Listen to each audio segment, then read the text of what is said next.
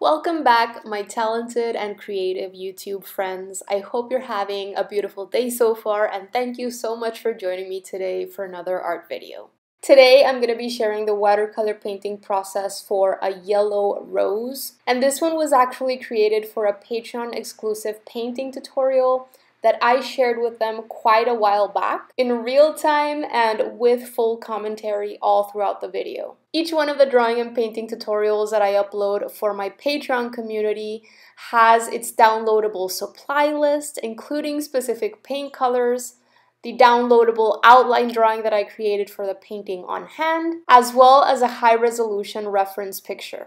For only $6 a month, you get access to 2 brand new drawing or painting tutorials a month, immediate access to a downloadable workbook that I created myself titled How to Discover Your Own Artistic Style and Voice, a monthly invitation for you to join me in an exclusive live Q&A session in which I am open to answer any and all of your art-related questions, as well as share things about my own creative projects and things I have going on behind the scenes that I don't share anywhere else, and immediate access to secret art reference vaults over at my website that I update every single month with new material, including original art reference photos that I take myself. And of course, my Patreon community members always have access to direct feedback from me in any of their work. I want to send out a humongous thank you to the people that have joined my community over on Patreon so far. Thank you so much, you guys. Even those of you that have joined the $1 tier, it means the absolute world because it goes a long way towards me being able to continue doing what I'm doing. So thank you guys so incredibly much, and I am super excited to continue working on creating an amazing Patreon membership site. I also have a free Facebook group open to email subscribers that is full of over 700 amazing, positive, helpful artists of all levels and mediums looking to inspire and encourage each other to keep going. I am in there myself several times a week providing helpful tips and inspiring information, as well as feedback whenever I have a few minutes free from my clients, paying students, and Patreon community members. If that sounds like something that could be interesting for you, make sure to check in the description box below this video because I'm going to be leaving a link for you to become an email subscriber and be able to join this amazing group. Alright you guys, so I just want to talk a little bit about the techniques that I'm using for this specific painting. I really wanted to share this painting here on YouTube because it kind of incorporates a lot of different techniques that I have talked about here in my channel that I frequently use. So for this painting, I am using Arches Hot Press 140-pound watercolor paper. I am using my Winsor & Newton Cotman line tube set. And I am using my Royal and Langnickel Zen line brushes. I am using my 1-inch flat brush, as well as a couple of different rounds in sizes 8 and 6. Most of the time, I acquire my art supplies and my watercolor painting items via Amazon, and I'm going to make sure to leave a link to these specific products that I use to create this painting down below for you in the description box in case you want to go and check them out. So the very first thing I did prior to starting with the actual painting process was I laid down my preliminary outline sketch using an HB pencil. I like using an HB pencil because the pencil lead is not too soft that is going to smudge throughout the painting process if used lightly, of course, and at the same time it's not too hard that I risk scratching or damaging my watercolor paper if for some reason I press down too hard by accident. As many of you probably already know, if you have seen past drawing videos of mine, I really like sketching freehand as much as I possibly can, and for this one, the outline sketch was created completely freehand. I really enjoy doing this as opposed to tracing because it's just a great way to keep developing my observational and drawing skills and just keeping these skills sharp as I also continue developing my painting skills. Once my preliminary sketch was complete, I started by masking out my highlights, the areas of highlights that I was able to perceive in my reference picture. So that's what I masked out, along with some lines and textures that I wanted to leave outside in the background of the flower, that I'm later going to turn basically into kind of leaf effects and plant textures later on. I then allowed my masking fluid to dry completely. It's very, very important that you apply your masking fluid on bone dry paper and that you also remove your masking fluid from bone dry paper. I go much more into depth in regards to how to use masking fluid and masking fluid tips in the video that I'm going to make sure to link to above and down below in the description box. Masking fluid is certainly a great tool to know about because it allows us to block out highlights, which is so important when it comes to watercolor, because you want to keep those lightest lights protected throughout the entire painting process. And sometimes when you're painting more complex subjects in which those kind of little spaces or highlights may be difficult to work around, masking fluid really helps out with that. And it also just opens up a whole range of possibilities and opens our horizons to different textures and effects that we can create.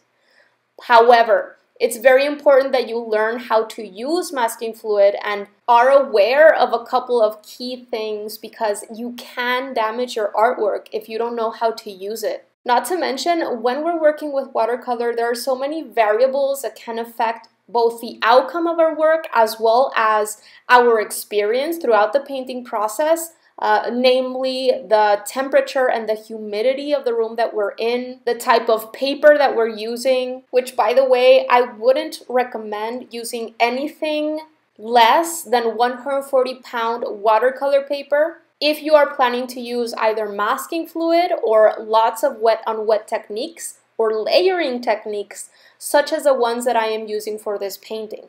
All of these things can affect our process and how easy or how difficult it can be to remove our masking fluid and use the masking fluid in general. But anyway, once my masking fluid had dried completely, I started by using wet on wet techniques pretty much all throughout my painting. And the beauty of masking fluid is that I didn't have to worry about covering up my highlights. So I worked very freely, starting out with very light and translucent values and working my way towards darker and more saturated color. Throughout the painting process, I jump around different areas, allowing previous areas to dry completely, to then come back to them and see if I want to soften out shapes by doing very gentle scrubbing with a clean and slightly dampened brush, or if I want to darken values, because as you know, watercolors dry lighter than how they look when they're wet. And I really love saturation in my paintings and creating contrast between very light and translucent and very dark and saturated. And this is a very kind of thin line not to cross, especially when we're working with watercolor, because with watercolor, you want to make sure that you are creating a wide variation in both transparency and values in your painting. And if you're too heavy-handed with your saturation, or you don't plan what areas are going to be lighter and less saturated since the beginning of your painting process, you may risk your painting looking too heavy at the end and not playing to the medium's characteristics of lightness and glowiness that it allows. This is something that I'm constantly working on myself because, as I said, I personally am drawn to deep, saturated color. Truth be told, I don't really like pastel, soft colors at all. I want my paintings to have a punch to them to create an impact. And I still have to make sure that I'm keeping watercolor's intrinsic characteristics in mind as I am painting, so that I can really make my style and my techniques merge with the medium and just increasing my possibilities of ending up with good results. So I am nearing the final stages of my painting process. I have removed my masking fluid by this point. After I allowed my initial layers to dry completely, I softened out harsh shapes left behind by the masking fluid. I created another red rose or pink rose video in the past, explaining how I soften out the harsh white shapes left behind by the fluid that I'm going to make sure to leave a link to in case you want more kind of in-depth instructions as to how I did that. But after I did that, I had a good look at my reference picture and pinpointed the areas that I wanted to darken. And of course, these would be the areas of cast shadow between the petals or underneath the petals, as well as in the central area of the flower in which the petals are still enclosed. And I wanted to deepen those areas of shadows in order to further enhance the form, the three-dimensional form of the flower, and make my painting pop. But something I want to make a note of here, now that I am nearing the final stage of this watercolor painting, is how both the background, the green area around the flower, as well as the area of the flower itself, both contain a wide variation in terms of color, value, and transparencies. So if you have a good look at the green area, for example, around the flower, you can see that there are several different greens. I can tell right away that I have warm greens, I have cool greens in there created with a little bit of blue added into the green. I have some areas in which my paper is almost completely covered with pigment, so in which I've used a very dark saturated color mixture. And I also have areas in which I'm able to perceive very light translucent color, as well as even some tiny areas in which I'm able to see the whiteness of the paper fully showing through. And the same thing can be told for the actual flower itself. I see a large variation in transparencies and values, and even paper shining through the highlight sections within this flower. Alright you guys, that is it for today. I really hope that you enjoyed this video and that you learned something new or got inspired to try out some new techniques for yourself. If you have any questions at all, make sure to leave it in the comment section below. And if you like this video, please, please, please give it a thumbs up because it really helps my channel get in front of more people. Thank you so incredibly much for checking out this video. I really, really appreciate it. I appreciate you. Don't forget to subscribe so that I can see you next Friday and talk to you soon.